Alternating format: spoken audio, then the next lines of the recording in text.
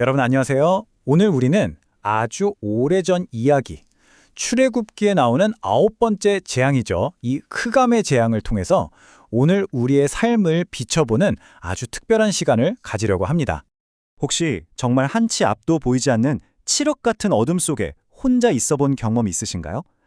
갑자기 전기가 나가서 내 손조차 보이지 않는 그런 상황 말이에요. 분명 익숙한 내 방, 내 집인데도 순식간에 모든 게 낯설고 두렵게 느껴지는 그 막막함, 다들 한 번쯤은 느껴보셨을 겁니다. 그런데 말이죠. 사실 이런 어둠은 우리 인생에도 예고 없이 찾아옵니다. 갑작스러운 질병의 고통, 끝이 보이지 않는 경제적인 어려움, 또 깨어져 버린 관계의 아픔이나 한치 앞을 알 수 없는 미래에 대한 불안감.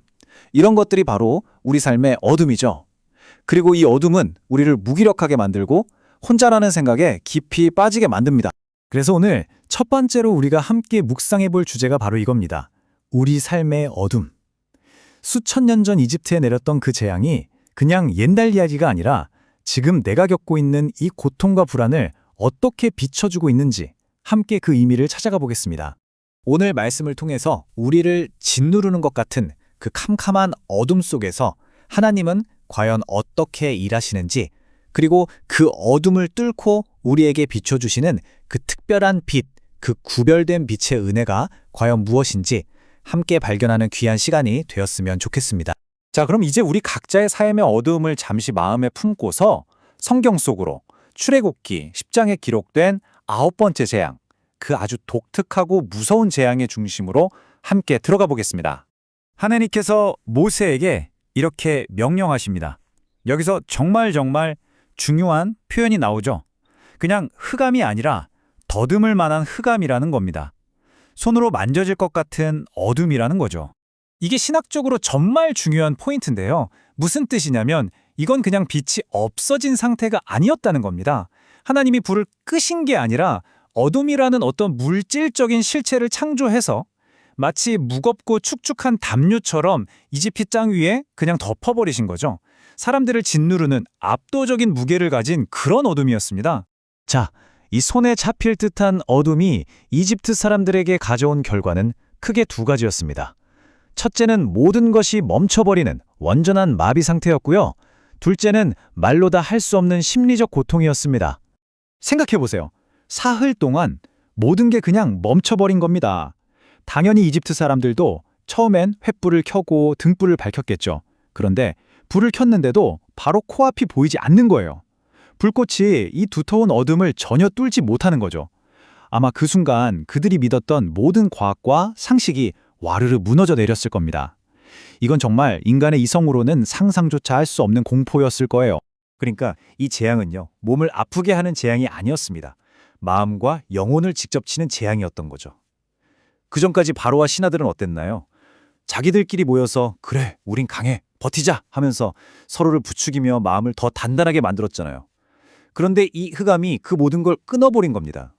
각자를 완벽하게 고립시켜서 오롯이 혼자 창조주 하나님을 대면하게 만든 거죠. 자, 온 이집트가 이렇게 소망 없는 어둠 속에서 신음하고 있을 때 바로 그때 하나님께서 정말 놀라운 반전을 보여주십니다. 이야기의 클라이맥스죠. 바로 어둠 속에서 유일하게 빛나는 구별된 빛의 은혜입니다. 성경은 딱 한 구절로 이 놀라운 사실을 증언합니다. 상상이 되시나요? 온 땅이 칠흑 같은 어둠에 잠겨 있는데 오직 이스라엘 백성들이 사는 그 고센 땅에만 빛이 환하게 비치고 있었던 겁니다. 지금 보시는 이 표가 그 상황을 정말 극명하게 보여주죠. 한쪽은 만져지는 흑암, 다른 한쪽은 풍성한 빛, 한쪽은 완전한 마비와 공포, 다른 한쪽은 평범한 일상과 보호. 이게 바로 같은 하늘 아래서 동시에 일어난 일입니다. 하나님께서 당신의 백성을 구별하시는 은혜가 바로 이런 것이죠. 그렇다면 하나님은 왜 이렇게 빛과 어둠을 나누셨을까요? 여기에는 중요한 두 가지 목적이 있습니다. 첫째는 내 백성은 내가 끝까지 책임진다는 하나님의 신실하심을 보여주기 위함이었고요. 둘째는 교만한 이집트인들에게 누가 진짜 신인지 똑똑히 보아라 하는 강력한 메시지였던 겁니다. 그리고 여기서 정말 기가 막힌 역전이 일어나는데요. 어둠 속에 갇힌 이집트 사람들은 지금이 낮인지 밤인지 며칠이 지났는지조차 알 수가 없게 된 거예요. 그럼 누구를 통해 시간을 알 수 있었을까요? 바로 빛 가운데서 평범하게 살고 있는 이스라엘 백성들을 통해서였죠. 아, 저들이 아침을 먹는 걸 보니 아침인가 보다. 저들이 잠자리에 드는 걸 보니 밤이구나 하면서요. 세상을 지배하던 압제자들이 자기들이 멸시하던 노예들을 통해서 현실을 파악하게 된 정말 놀라운 순간입니다. 자, 이 정도의 엄청난 일을 겪었으면 바로의 마음도 좀 변했을 법하죠? 이제 재앙이 그치고 나서 모세와 바로가 다시 만납니다. 여기서 우리는 타협이냐, 온전한 헌신이냐 하는 중요한 갈림길을 보게 됩니다. 흑암이 사라지자마자 바로가 모세를 불러서 이런 제안을 합니다. 가서 예배는 드리러 가라. 하지만 너희 재산의 핵심인 양과 소는 여기에 두고 가라는 거죠. 이 엄청난 재앙을 겪고도 여전히 100% 항복하기는 싫다는 겁니다. 이건 그냥 가축 몇 마리 얘기가 아니에요.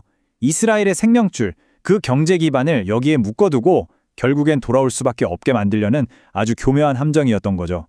말하자면 하나님께 순종하는 척 하면서 세상에도 한 발을 걸쳐두려는 우리 안에도 있는 그런 죄의 속성을 보여주는 겁니다. 하지만 모세는 여기에 조금도 타협하지 않습니다.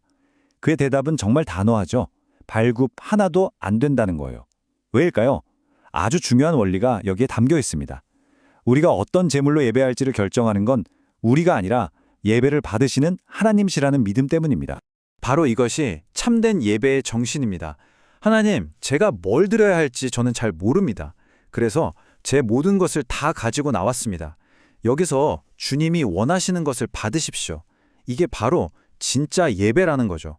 내가 정하는 게 아니라 하나님이 정하시도록 모든 걸 내어드리는 것. 타협 없는 순종, 온전한 헌신. 하나님은 바로 그런 예배를 차리십니다. 자, 우리는 지금까지 손에 잡힐 듯한 흑암과 그 속에서 빛나던 구별된 빛, 그리고 타협을 거부했던 헌신에 대해 나눴습니다. 이제 마지막으로 이 모든 이야기가 바로 오늘 우리에게 어떤 의미가 있는지, 어떻게 우리도 빛 가운데로 걸어갈 수 있을지 함께 생각해 보겠습니다. 오늘 이 말씀이 우리 각자에게 묻고 있습니다. 나의 예배는, 나의 신앙은 어떻습니까? 하나님 앞에 나올 때 여전히 세상에 남겨두고 싶은 무언가를 붙들고 타협하는 바로의 모습인가요? 아니면 주님, 제 모든 것입니다. 다 주님 것입니다 하며 나아가는 모세의 모습인가요? 결국 이 이야기는요. 우리 인생이 늘 흑암과 빛, 그 갈림길에 서 있다는 것을 보여줍니다. 적당한 타협이라는 어둠 속에서 더 이상 헤매지 말고 우리를 위해 영원한 생명의 빛으로 오신 그분께로 온전히 걸어가야 하는 것이죠. 우리가 그 빛 안에 있을 때 비로소 세상의 모든 어둠을 이기고 진짜 자유와 생명을 맛보게 될 줄 믿습니다. 오늘 말씀이 여기서 끝나더라도 이 질문 하나가 여러분 마음속에 계속 맴돌았으면 좋겠습니다. 당신의 삶은 지금 흑암에 있습니까? 빛에 있습니까? 당신은 어디에 서 계십니까?